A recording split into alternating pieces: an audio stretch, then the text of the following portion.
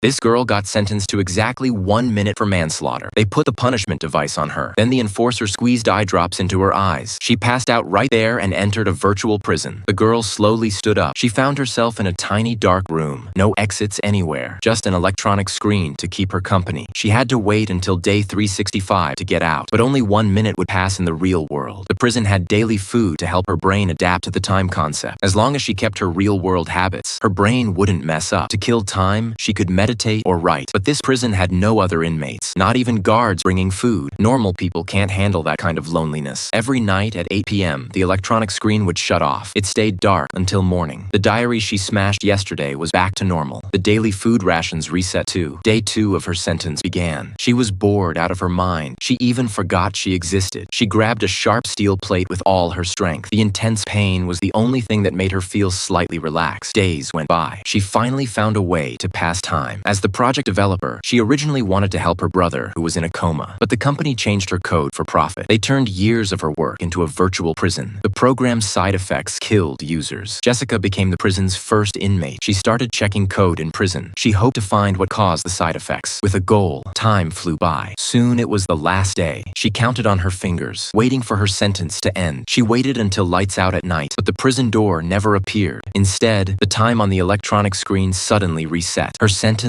was back to day 1. She started cursing the company's crappy modified project. They even forgot the prison exit code. It was supposed to be a sealed dark room, but suddenly wind blew out from the food storage cabinet. She walked over and searched carefully. She actually found a gap. She pushed a little and easily opened the steel plate. She crawled out and discovered this was actually an abandoned warehouse. She didn't know how to react. She had no idea where she was. Countless questions swirled in her head. She ran to escape but found another warehouse. She pulled the light switch. Mountains of food were piled everywhere. No time to think. She opened the warehouse door and found tons of surveillance equipment. Guards outside the window spotted the jailbreak. She grabbed a jacket and ran. The guard's car was parked by the road. She quickly started it and floored the gas. She finally escaped this remote wilderness. Jessica calmed down and thought about everything. She finally understood this was the company's conspiracy. Since she kept opposing the prison project, the company couldn't get investors interested. The executives used this method to kick her out. Now, a year had passed. The prison project was already up and running. She went to the shopping mall. She casually grabbed some low-key clothes. Company ads were everywhere on the streets. Jessica was totally pissed.